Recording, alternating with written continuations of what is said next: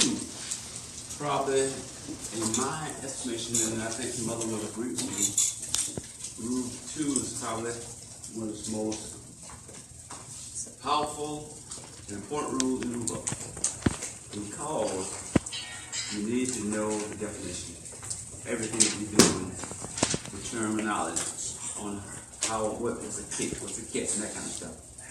So, what we're asking you to do for all presentations is give the presenter your undivided attention.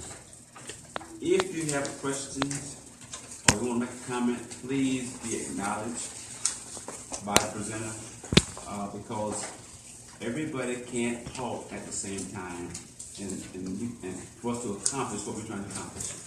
Okay? So you might be saying something important that we need to hear. On the other hand, the reason why we're here, because we have a lot of folks that want to learn what we're doing. They're trying to get as much information as they possibly can. If you're here for any other reason other than that, then we just ask you to politely, when the time comes, to just escort yourself out. If you got a joke to tell, we get here at 5 o'clock in the afternoon, so we're an hour ahead of time. We also stay around for as long as it takes to meet with the young guys, to make sure that they're on board with what's happening. And you still have a joke to tell, you wait until we get through with them. You stick around and we'll be glad to listen to your joke. But please give the presenter and give everybody your undivided attention. With that in mind, I have some good news, guys. We have 3 guys in here that's going to be working the north-south horseback industry. And when I call the name, you acknowledge them by giving them the recognition and applause that they deserve. First, we have Rico Reed, Lancaster.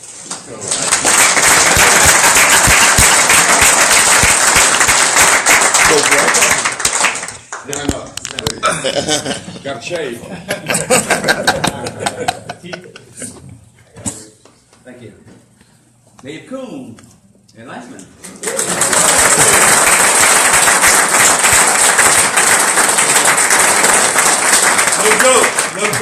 No jokes. Sorry, David, it took me 26 years too. The next guy, he transferred a year, 2 years ago. This is the 3rd year. Yes. Came in from Florida. He came in dual position, line judge and referee. And then we worked with him a little while, and so we felt like he would serve us best as line judge. Ron Maheu from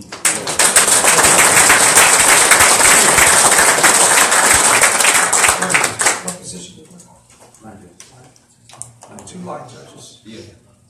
2 line judges and line judge. Okay. Do we have any question about anything before we move forward? Because our presenter tonight, we have 3 dates set aside for Rule 2.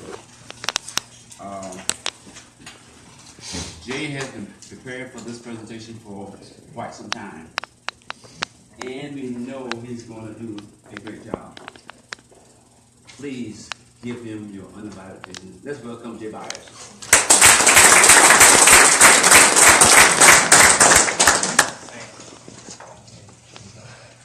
All right, this is a little odd for me because I'm walking up here teaching a class to people who could teach me this game inside out. And so it's kind of odd for me to do this. But one of the things that happened is that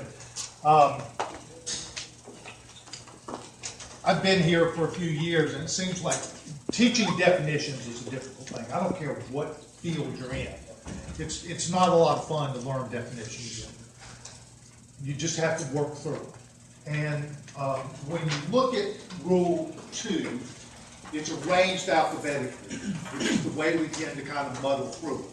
And that makes it kind of tough.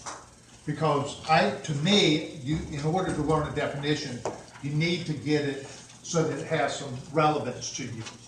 And so what I'm doing is I'm teaching it out of order. It's not in the order that's in the book, okay? What I'm going to do is I'm going to have slides up here that are going to show you each one of the rules, and you'll see which one I'm talking about. There's not a lot of other notes that are going to be on the slideshow presentation, okay? You'll see some photographs in here. Most of these photographs are going to be the college or pro games. The reason for that is it's simply you can find those photographs. That's all there is to it.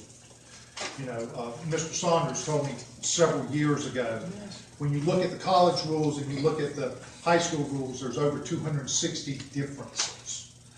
So when you look at these photographs, look at them as they're high school kids. They just happen to be a lot bigger and faster than we used to, right? So be aware of that. Look at them as high school kids, not professional athletes and college athletes. We're looking at them in terms of our rules, all right? Now, what I'd like for everybody to do, just I'm referencing this from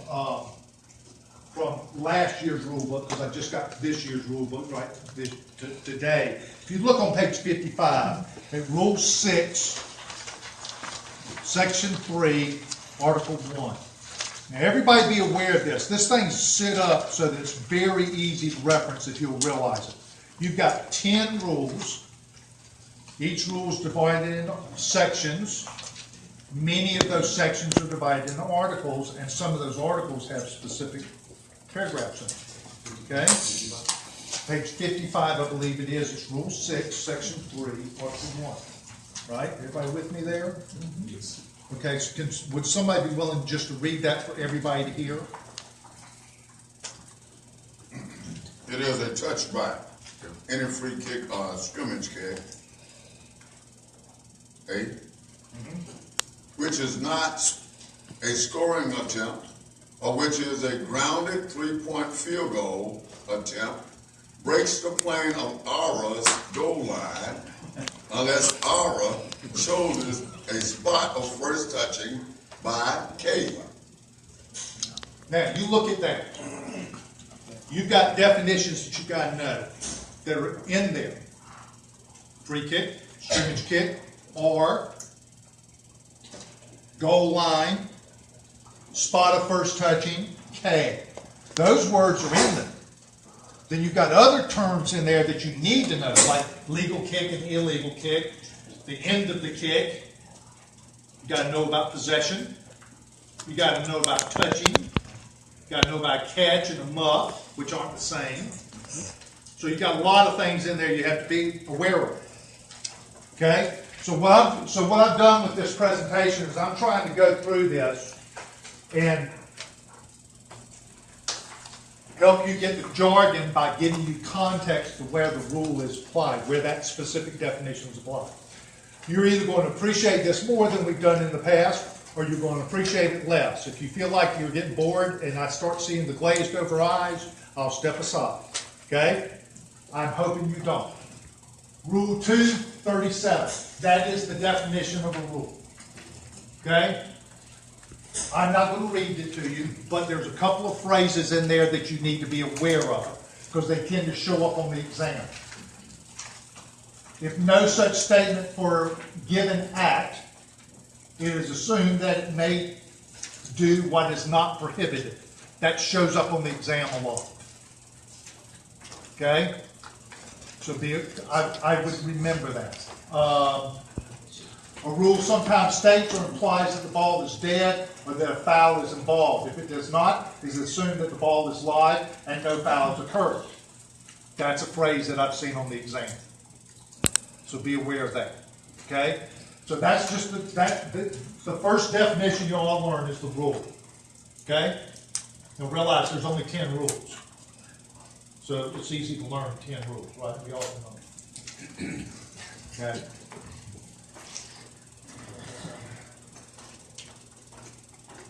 All right. So we start the game. First thing that happens when we start the game is that we're going to have a pregame conference with the coaches. It's going to be led by a referee. We're going to get into mechanics later. One of the things I firmly believe Doc Messer and I were talking one time, and one of the things I firmly believe is that these definitions really need to be taught within each rule and within each mechanic. So if you're teaching, I encourage you, if you're teaching a rule later, please refer back to the definitions, because that's the only way we're going to fully understand. Okay? First rule, start the game. Okay? We've gone out there, we've had a pre-game conference, we've flipped the coins, we're getting out there, we're lining up kids. First thing to recognize, a dead ball is a ball not in play. The ball is dead during the interval between downs. The ball is dead, right? Next thing that comes up. What is a down? A down is an action that starts with a legal snap, that just ends a scrimmage down, or when the ball is kicked on a free kick. That's the beginning of a free kick down. A down in when the ball next becomes dead. I've seen that rule pop up on the exam. Sometimes with the word taken out of it, sometimes with the word added to it, but that's it. Okay? So you got dead ball, you got a down. This is the definition for the down. Everybody good? Yes, sir. If I say something incorrect, let me know, because I don't want to teach things that are wrong. In our rule book, we have not only 10 rules, we also have how to break ties. That's a different section that you need to learn. Okay? Not just for the exam, but because one, Mr. Edwards, I think they apply.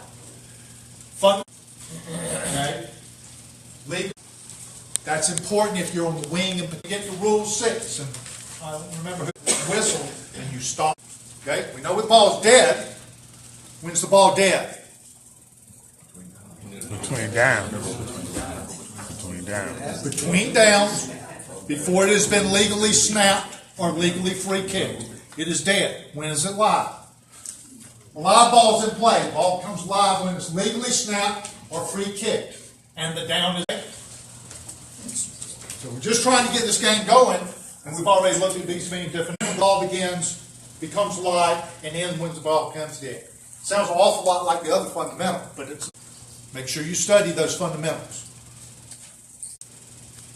Game of seldom kills the play. How many times have I seen that one show up on the exam? Every year? Some version.